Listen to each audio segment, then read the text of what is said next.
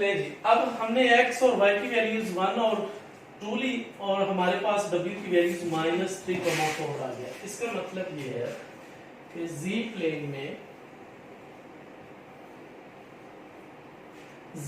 में हमारी वैल्यूज आई,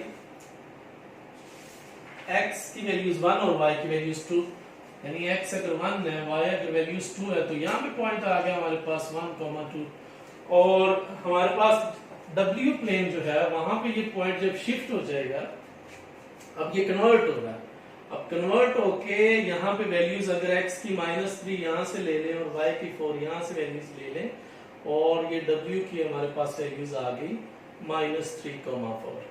तो ये अब कन्वर्जन हुई है, ट्रांसफॉर्मेशन हुई है कि z प्लेन में से पॉइंट जो है वो W प्लेन में चला गया। हालांकि ये तो फर्स्ट क्वाड्रेंट में था, लेकिन यहाँ पे शिफ्ट हो गया वो सेकंड क्वाड्रेंट में हो गया। तो ये कहीं पे भी पॉइंट लाई कर सकता है। तो ये हमारे पास एक कन्वर्जन आ गई, एक ट्रांसफॉर्मेशन आ गई, एक मैपिंग आ गई कि W प्लेन Z प्लेन से W प्लेन में कैसे जाया जा सकता है। तो Z प्लेन में हमारे पास वैल्यूज ये है, W प्लेन में हमारे पास वैल्यूज ये है। और जब हम ये कन्वर्ट करते हुए फर्ज करें यहाँ पे और कोई पॉइंट्स लेते हैं, अगर Z प्लेन में लेट्स सपोज हमारे पास ये Z प्लेन है और आप डिफरेंट पॉइंट लेते जा रहे हैं, हमारे पास कर्व्स बनती जा रही है। लेट्स सपोज हमारे पास कर्व बन गए हैं ये C1 C2 और एंगल हमारे पास बन गया है थीटा, ये थीटा एंगल आ गया। और इसी तरह W प्लेन में, और अगर हम Z की बात इसी तरह W प्लेन में करें तो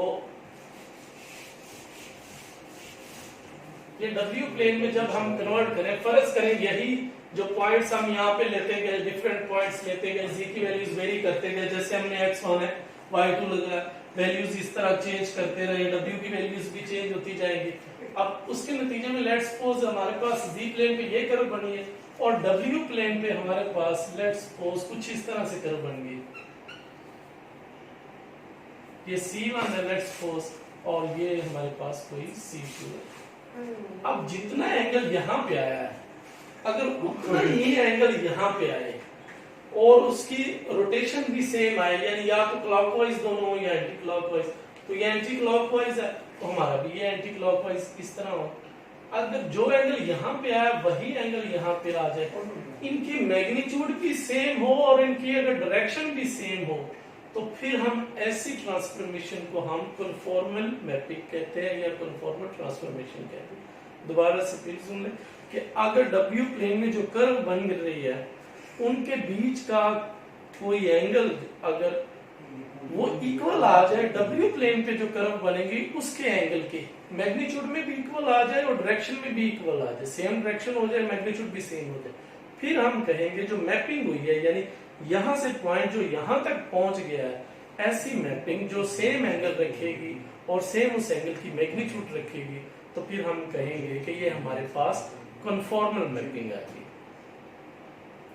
हम इसकी बकायदा डेफिनेशन लिखते हैं कि कन्फॉर्मल मैपिंग की डेफिनेशन हम वर्डिंग में कैसे लिख सकते हैं। अंडरस्टैंड तो हमने कर लिया है कि एंगल प्रिजर्व्स रहे, एंगल के प्रिजर्व्स होने से मुराद ये है कि उसकी मैग्नीट्यूड सेम रहे, उसकी डायरेक्शन सेम रहे। अगर एंगल दोनों कर्व्स में Z प्लेन में और W प्लेन दोनों कर्व्स में अगर आपका एंगल प्रिजर्व्स है, यानी मैग्नीट्यूड सेम रखता है, डायरेक्शन सेम रखता है, तो फिर हम उस ट्रांसफॉर्मेशन को हम कहेंगे ये हमारी कन्फॉर्मल ट्रांसफॉर्मेशन है या कन्फॉर्मल मैपिंग है।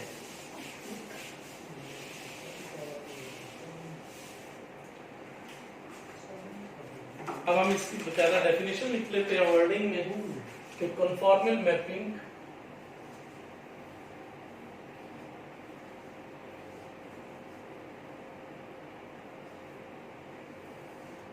definition, let W is equal to f of Z be an analytic function.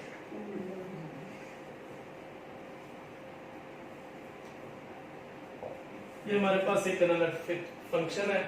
The transformation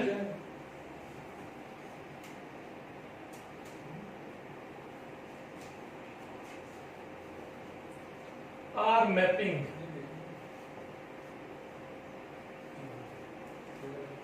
which preserves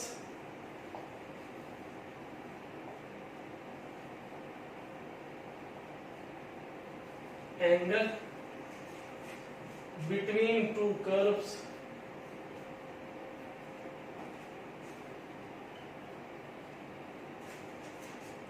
both magnitude and direction.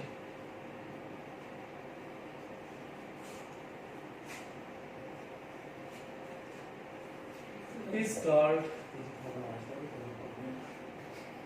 conformal mapping.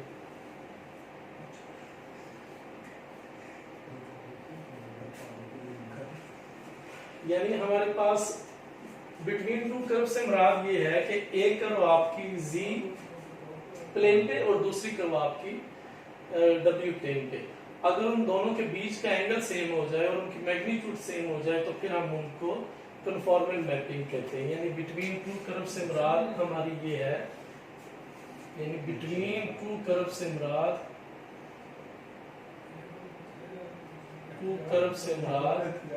हमारी ये है कि एक कर्व जो z प्लेन पे बन रही है, अब ये फर्ज करें हमारे पास जो बन रही है वो प्लेन कुछ इस तरह से, एक C1 है एक C2 का, इनके बीच का angle which preserves angle between two curves, और अब एक कर्व और ले लें, लेट्स सपोज वो आपकी डाउनवर्ड जा रही है C1 C2, तो इनके बीच का जो एंगल है अगर वो दोनों एंगल्स जो हैं ये सेम हो जाए तो और उनकी मैग्नीट्यूड भी सेम हो जाए तो फिर हम कहेंगे कि ये हमारे पास कन्फॉर्मल मैपिंग है।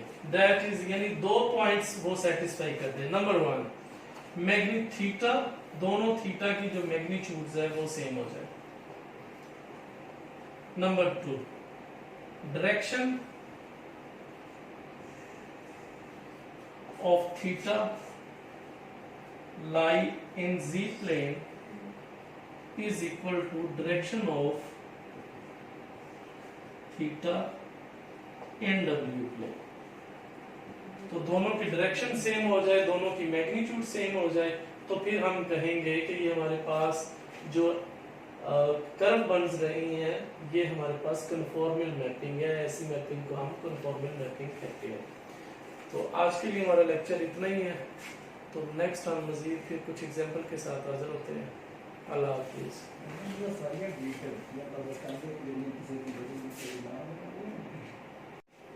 अस्सलाम वालेकुम जी, आज हम नया टॉपिक स्टार्ट कर रहे हैं कॉम्प्लेक्स नंबर 2 में कन्फॉर्मल मैपिंग या कन्फॉर्मल ट्रांसफॉर्मेशन, या हम इसको कन्फॉर्मल ट्रांसफॉर्मेशन लिखते हैं।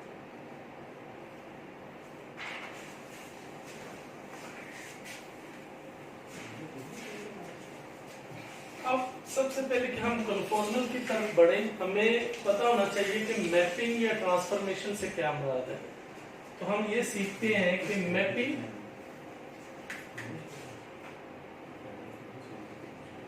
या ट्रांसफॉर्मेशन से क्या मुराद है।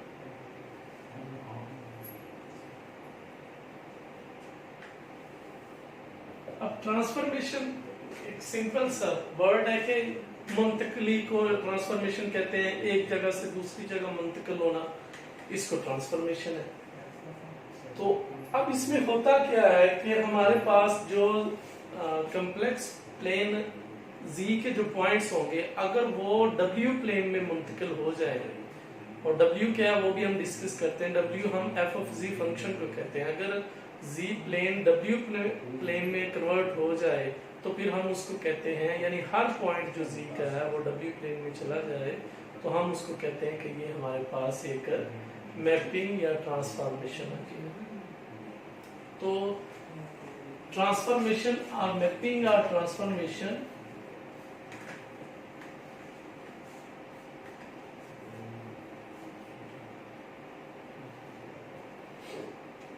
is a mathematical tool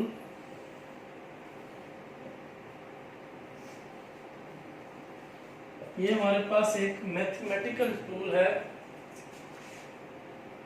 which converts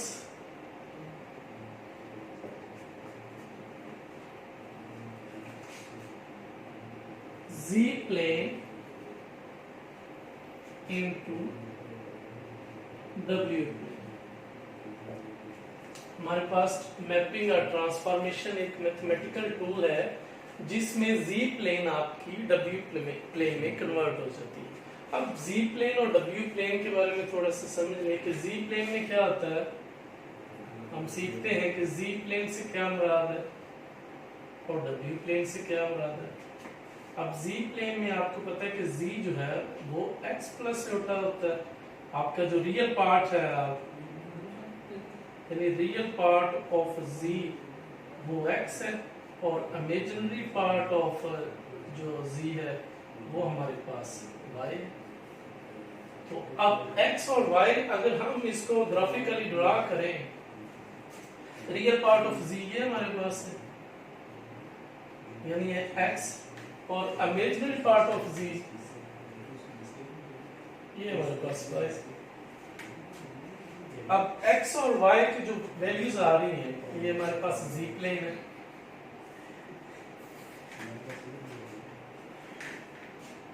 अब इसके अगर हम पॉइंट बनाएं, इसको कोऑर्डिनेट्स की फॉर्म में लिखें तो ये लिखा जाएगा x, y यानी x प्लस छोटा y की एडजॉइंट फॉर्म आपको पता है x, y। और अब बात आ गई कि W प्लेन क्या है। और W प्लेन जो है इसको हम डिफाइन करते हैं W is equal to f of Z और f ऑफ Z को हम Z डिफाइन करते हैं u प्लस एटा v। अब रियल पार्ट ऑफ W जो है वो u आ जाएगा और इमेजिनरी पार्ट ऑफ W जो है वो आपके पास v आ जाएगा। अब जब हम इसकी स्केचिंग करेंगे, अब ये रियल पार्ट ऑफ W है और ये इमेजिनरी पार्ट ऑफ W है। अब यहाँ पे जो पॉइंट आएगा हमारे पास वो आ जाएगा u प्लस छोटा v में है तो ऑर्डर पे फॉर्म इसकी बन जाएगी u, v। अब ये जो पॉइंट था हमारे पास x, y ये कन्वर्ट होके कहाँ मुंतकिल हो गया, अब ये आ गया u, v में। तो ये पॉइंट जरूरी नहीं है कि ये अगर फर्स्ट क्वाड्रेंट में है तो ये भी फर्स्ट में आएगा, ये यहाँ पे आ सकता है, यहाँ पे आ सकता है, यहाँ पे आ जाए, लाइन के ऊपर आ सकता है, कहीं पे भी जा सकता है। तो इसका मतलब ये है कि जब Z प्लेन में से कोई पॉइंट W प्लेन में मुंतकिल हो जाएगा तो उसको हम फिर कहेंगे कि ये हमारे पास क्या हुआ है, एक मैपिंग बनी है, एक ट्रांसफॉर्मेशन बनी है। तो हम इस तरह से हम डिफाइन करते हैं कि मैपिंग या ट्रांसफॉर्मेशन क्या होती है। अब हम कुछ आगे चल के सीखते हैं कि हम मजीद इसको एक्सप्लेन कैसे कर सकते हैं और कन्फॉर्मल मैपिंग पे कैसे जा सकते हैं। तो हम मजीद इसके बारे में बात करते हैं।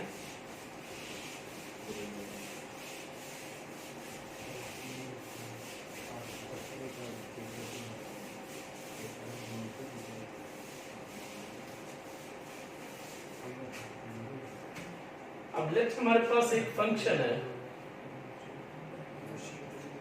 हमारे पास z स्केयर। अब z स्केयर फंक्शन आ गया और z स्केयर को हम लिख सकते हैं x प्लस छोटा y स्केयर। इसको मजीद हम ये लिख सकते हैं, अब ये रियल और इमेजिनरी पार्ट में कन्वर्ट हो गए। अब x प्लस छोटा y और f ऑफ z को हम w लिखते हैं। तो अब जरा ये देखिएगा कि ये हमारे पास w के पॉइंट्स आ गए रियल और इमेजिनरी, और z के हमारे पास क्या है x प्लस छोटा y, उसके नतीजे में हमारे पास आ गए रियल के लिए। यानी अगर हमारे पास x और y है और पॉइंट हमारे पास x, y है तो वो W प्लेन में कन्वर्ट हो गया real part x square minus y square comma 2xy। तो एक्स वाई हमारा इसमें कन्वर्ट हो गया, v प्लेन से w प्लेन में कन्वर्ट कर दिया ये। और जब भी हम परफॉर्मेंस मैपिंग की बात करते हैं तो लाजमी तौर पे हमारे पास जो फंक्शन है वो एनालिटिक होना चाहिए। तो अगर आप इसकी वो कस्टमर इक्वेशन सेटिस्फाई करेंगे तो वो एनालिटिक ही होगा, तो ये एनालिटिक होना चाहिए फंक्शन।